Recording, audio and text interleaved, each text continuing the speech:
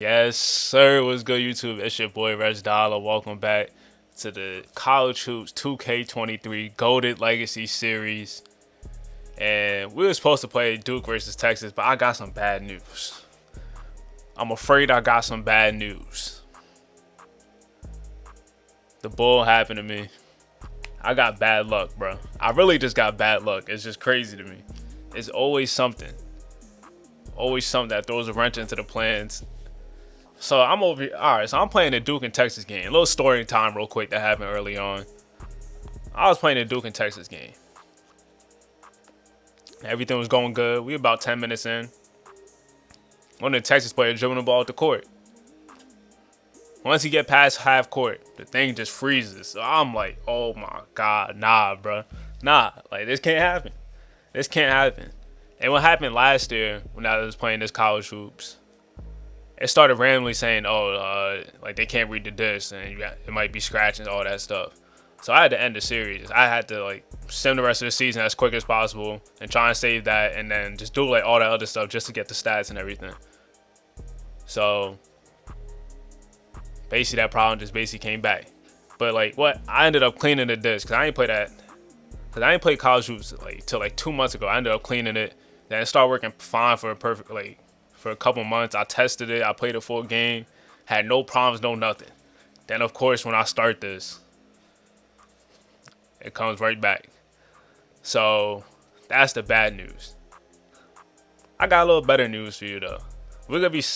That means since we're not gonna be playing as much games, that we could get through this series a little bit faster.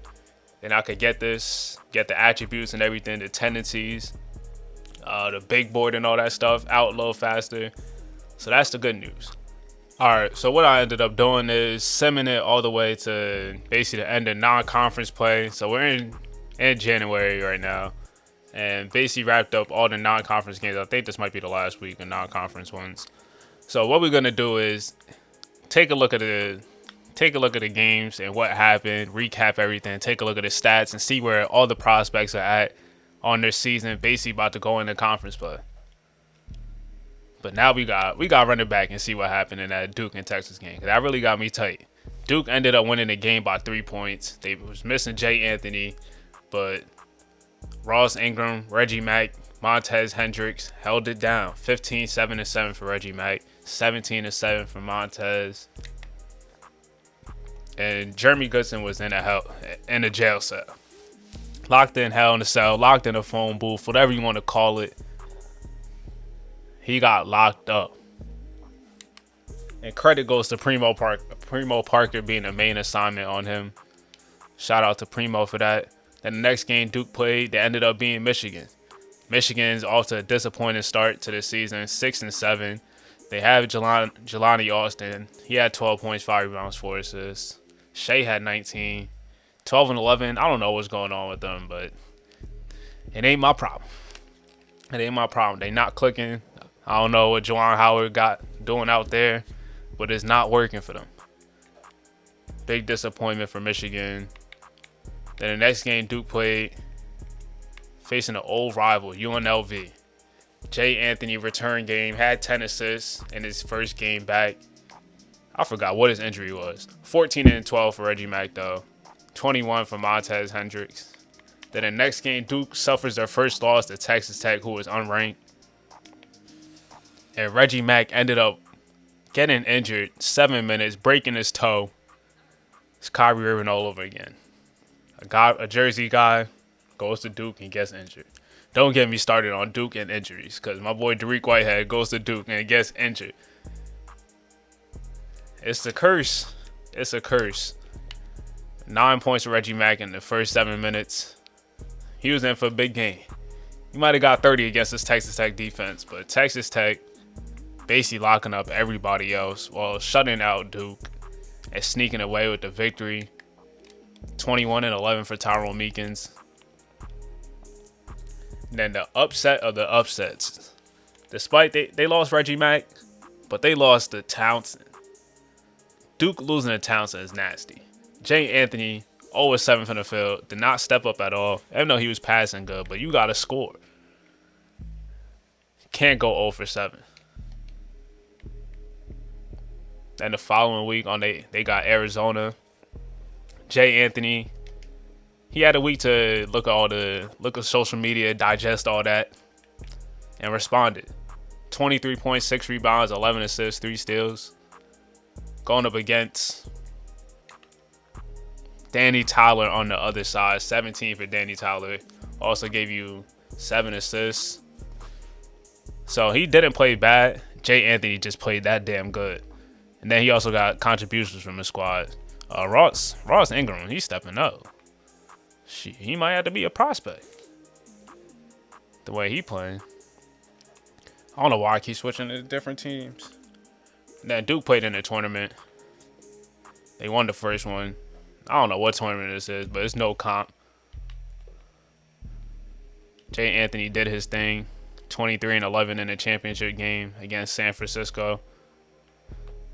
And then they played Miami the first conference game against Amari Thompson. Amari had 14, 19, 7, and 9. So Jay Anthony's been hooping recently. Gotta give him that. Definitely improving. Montez Hendrick had 20. Primo is just steady.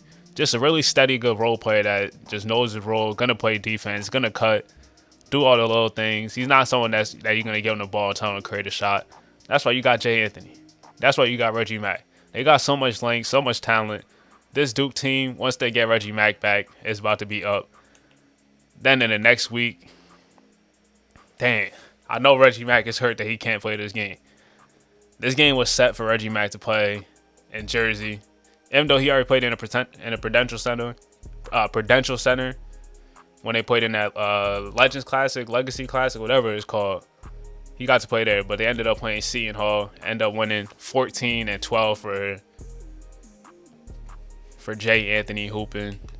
And then he also locked up Prince Aminu. Only had 6 points. He struggled in that game. And Seton Hall is pretty decent. 11 and 3. They're not ranked, but pretty good team with Shaheem Holloway as the head coach. And that's Duke so far.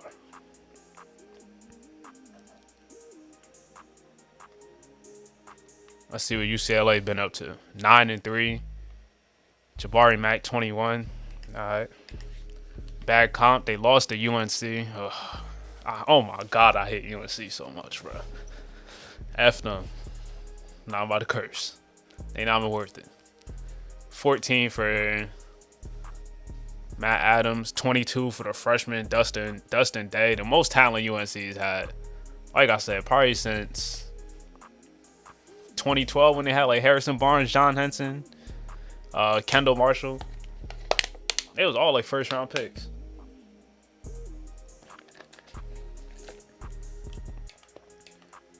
Let's see if anyone could really beat him. I like Shane Baker. Ooh, I'm trying to think who has the most potential between Shane Baker and Dustin Day.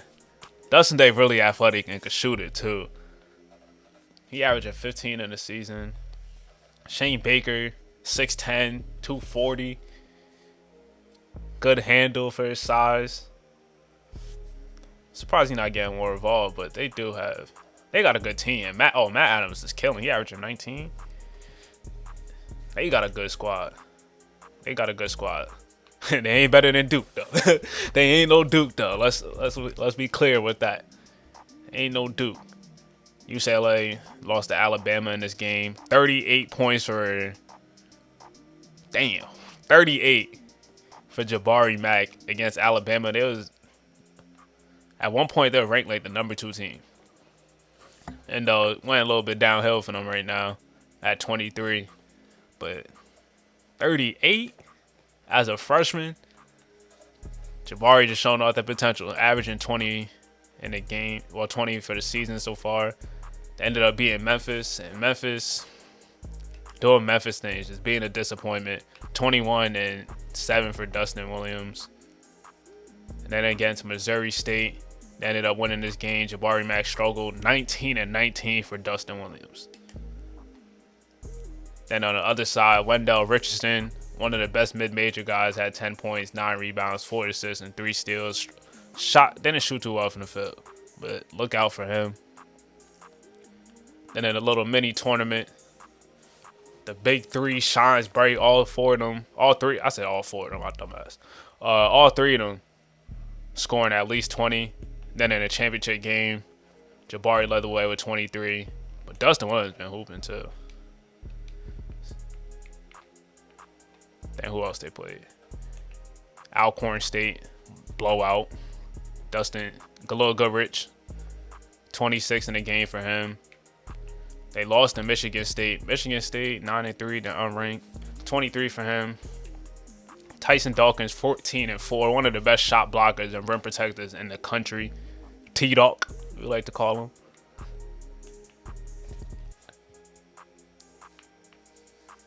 Then UCLA beat Maryland. That's their last game. All right. So 9-3. They could be better, but it could be worse. 9-3. That's not bad going into conference play. Well, they basically already started in that Maryland game, but that's not bad at all. And then Kentucky taking care of business. The number one team, the team to beat. As good as the starting five as we've seen. Oh my God. Look at the score, dog. God damn. Look at the score, bro. Absolute. They taught them boys a lesson. 38 points from Mo Davis. He was out there wilding. The scouts was loving it. Mo Davis I told y'all, he's a certified bucket getter. 17, 8, and 9 for Carleton. This team, like this starting five, has no flaws. No flaws at all. I was talking about how Duke has height. This same team, they have a similar height as well. 6'7" and 6'8" in the backcourt. And then 6'8", 6'9", and a 7'1". Come on, bro. This is as talented as starting five that we probably ever seen in college basketball. Then against Gonzaga has been a disappointment. But this game wasn't a disappointment at all. A high-scoring game. Lived up to the hype. They was going at it in the first half. 26 in the game for Mo Davis, shining again in another big game, primetime game. Deion Jones with 25 as well. On the other side, Scott Kane only had 9 points, fouled out. Jalen Honeycutt had 10. Blake McCabe, 12 and 9. And then Kentucky versus Memphis. Stretch Robinson, 10 and 16. All right. Mo Davis didn't play good. Carleton didn't play good. But it was a Clay Hooper night. They got 4 guys that could really give you 20. So, like, it's really hard. And they went to overtime, and Memphis didn't score a damn point. I just peeped that. Shut the water off for Memphis. Looking tough out there. And then against Pepperdine, Clay Hooper leading the way and scoring the next game. Carlton Davis, 19 and 9 performance. And then against UMass, 36. Clay Hooper couldn't miss. Straight up microwave. 25 for Carlton Davis. 20 on only 8 shots for Mo. Then against Zylan Ellis. Zy Ellis, whatever you want to call him. Rough night for him. 7 turnovers. Rough night in the backcourt. 15 turnovers is nasty between your backcourt. Jesus Christ. That's nasty. Then against Albany, 26 and 23 for the Davises. The Davis twins. Can they be stopped? Let's see if Arkansas could test them. Or Texas. 2 teams that's been disappointment so far. And they still got Louisville coming up on their schedule. They got a Kansas game. Alabama. Who's going to be the first team to knock off this Kentucky squad? Because, I don't know. It might be looking like some 2015 vibes. Because this starting five is better than 2015. I don't know about, they ain't 10 deep like 2015, but starting five-wise, I'm taking this. The Davis twins, come on now. The Davis twins. You have potentially 3 lottery picks. Maybe 4. And in this class, Texas, oh my God. Yeah, it got ugly. It started with this loss in a Rhode Island one. Got real ugly for Texas. Shit got dark. Against Ohio, they had to bounce back. after losing against Duke. 19 for Jeremy Goodson. We really just gotta see what Jeremy Goodson been doing. Their team is just not it. Jeremy Goodson 25 against Stephen F. Austin. Efficient game. Then they went up against Oregon. Tyus Rogers with 25. They won by 2 points. So tough loss. Jeremy Goodson 28 points. Didn't get no help from anyone. 28 points. Then they played Houston. Ended up losing by 10 points. Derek Murray had 25, 5 and 6. Didn't miss a shot. Troy Mack 15, 3 blocks. Cleve Kingston 13 and 8, 3 blocks. Twin Towers, yeah, they had no chance against them. Jeremy Goodson is 16, 5 of 14. Houston, they tough. I think they one of my teams. You know, I'm obviously rocking with Duke for the championship. I feel like Duke, Kentucky, and Houston, like my 3 picks. I really see winning this. And actually, I can't count out Georgetown because Rich Mack is an absolute monster. They won by 1 point. And this game went to overtime. So Texas, they lost a couple close ones.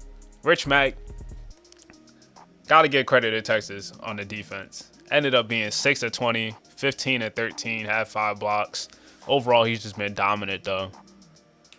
But Georgetown is definitely in that mix, too. Texas ended up being Temple, and Temple is really a good team this year. Jeremy Goodson lit them up with 33. He is a bucket, bro.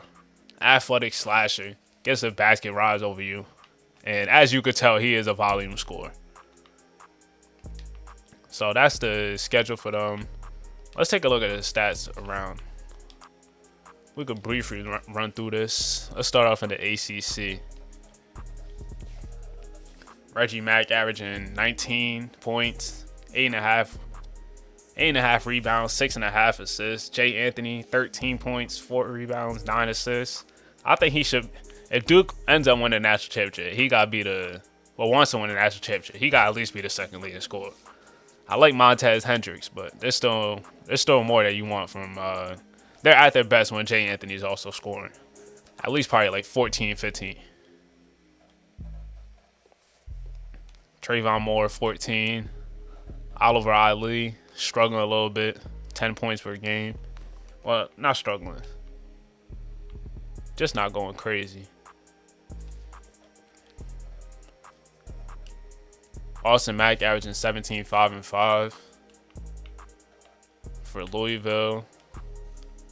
Dwayne Hawkins, 15 and 8. All right. 15 for Amari Thompson.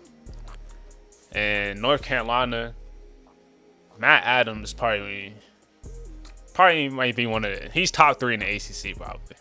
19 points, 6 assists, able to control the pace, and just a great leader, a floor general. You definitely need that come March Madness time, that guard to win the championship. And Moses Johnson is also one of the better players in the ACC right now. Let's see about to do a conference play, but he was hooping out of the conference. 18 points per game for him, 6 boards, 3 assists.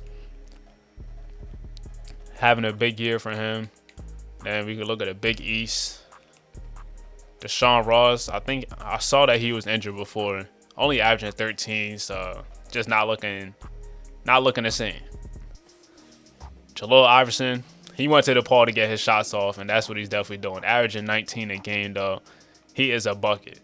Just think about like a 6'8" Cam Thomas, basically. The shots is going up. If he in a game, he letting it fly. He letting it fly. He don't got no A button. No A button at all. But Rich Mack, he's a freshman. Averaging 27 points, 11 rebounds, 2 assists, 1 steal, and 3 blocks a game. Rich Mack is absolutely destroying college basketball right now. And the leading candidate for player of the year. And number 1 pick right now. I don't know how you don't take Rich Mack with the number 1 pick right now. Devin Brown, 16 points, 6 rebounds, 6 assists. Doing a little bit of everything. 1 steal, too. Also a really good defender. Underrated guy, Devin Brown. Prince Aminu, 15, 5-5. Fast as hell. Got good strength. Prince out of Seton Hall. From Queens, New York. Okay. St. John's. Another New Yorker. J.J. King, freshman. 6'8", 250. I said 250. 250. Chiseled ass. 16 points, 8 rebounds. He injured right now, though. So hopefully he get well soon. Jakari Hill averaging 13 and 10. Braylon Stone, big man, averaging 12 and 8. I'm just going through all the guys that like I remember what team they are. So I might end up forgetting some of them. Michigan, they struggling, but their best player is not doing terrible. Justice Augustine injured, so maybe that might be the reason. How many games has he played? Oh, he's played all the games, so he might just got injured or playing with injury. Shea Holloway, he is a bucket though. 17 points. And Jelani Austin averaging the same amount of rebounds with Justice Augustine. Just don't sit too well with me. I don't know what's going on with him though. Tyson Dawkins averaging 8 and 8, 2.6 blocks. Jabari Mack, 20 a game, one of the best scorers. Galil Goodrich, one of the best pick and roll two guards in the nation. 14 points, 6 rebounds, also giving you 4 assists. And the athletic Dustin Day. I love that pick and roll combination. I know that pick and roll combination. Beautiful. Mwah. French kiss. I said French kiss. Chef's kiss.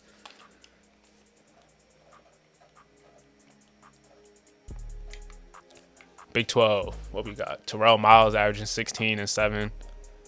Skip Fletcher averaging 15 and 6. 3 steals. 3 assists. 1.5 steals. Tyler Elliott, 16.5 points. Trent Beretta, 12 points. 5.5 rebounds. 1.6 blocks. He could do better. I'm expecting to see better numbers as the season finishes for Trent Beretta. Got off to a slow start for him. Then on the other side, Houston. I love this team right here. Khalif Kingston is special. Troy Mack is special. It's 2 7'1" bigs. Khalif Kingston averaging 18 points, 10 rebounds, 2 assists, 1.5 steals, 2.3 blocks. And then Troy Mack is injured, averaging 16 and 6. Then you got Derek Murray at the 2 guard.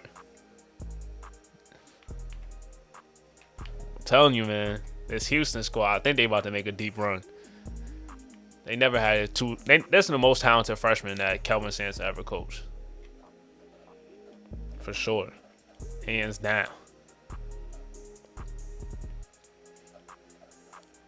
All right. Memphis. Julian Love averaging 16 a game.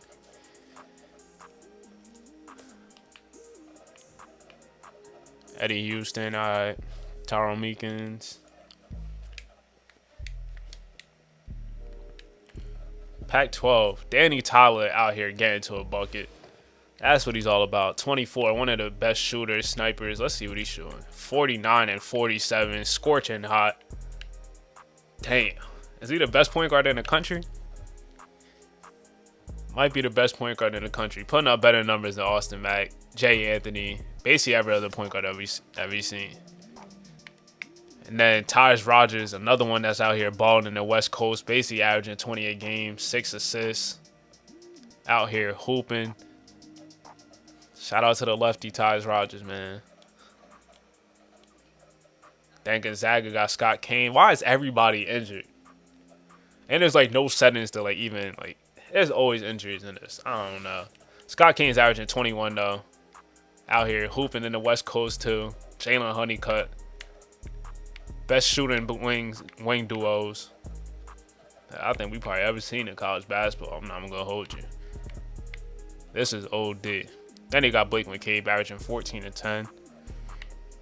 Have they missed games or something? They all right. So a lot of players playing with injuries. I don't know what's going on. But we almost at the finish line. Cameron Maris averaging 14. Karan Booker averaging 14. 6.5 assists. Cameron Maris, shout out to him. Joe Banks leading the scoring for Arkansas, 16 and 7 and 4 assists a game. Rico Ryder, 15 a game. They got a really young squad. And I don't think they all that, to be honest. It was definitely unranked when I saw it. But we about to take a look at unranked teams. We almost there. Adrian Sparks, though. 15 points, 6 rebounds, 6.7 assists, 2.1 steals. If Jay Anthony was giving you this, man, that's the missing piece. If Jay Anthony could get to somewhere around this scoring, they could really do some serious damage. Come on, Duke. But Kentucky, though. Mo Davis averaging 21 a game, 5 rebounds, 2.6 assists, 2 steals a game. Clay Hooper giving you 19 as well, only in 26 minutes. Jesus. Deion Jones giving you 15 a game. Carlson gave you. They got 4 guys averaging at least 15. Is there any other team that ever do that? I don't even know. And then you got the defensive anchor, Corey Cousins, averaging 9 and 2 blocks. Dante Carter, 17 and 7. Jeremy Goodson averaging 23. So we got a couple 20-point per game scorers as freshmen. This class is OD, man. This class is OD. Jalen Miller averaging 16. And that's it. We about to take a look at the top 25, and then we about to get out of here. Kentucky still at number 1. Notre Dame at number 2. NC State. Moses Johnson leading NC State to number 3. To be in 3rd in the poll. I keep saying like number 3 seed. Villanova at 4. Georgetown. So we got 2 Big East teams in the top 5. And then 2 ACC teams in the top 3. And neither one of them is Duke or North Carolina. That's kind of wild. Oklahoma State and Iowa State. Like, it's really crazy how some of these teams is ranked. But Florida being ranked, I guess they back. Okay. Oregon, Duke. I feel like these guys is probably going to climb themselves up.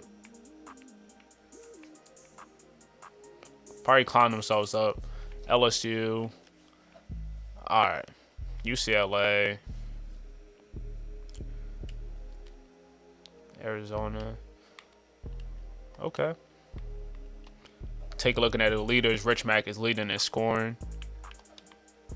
Kentucky's averaging 101 points per game.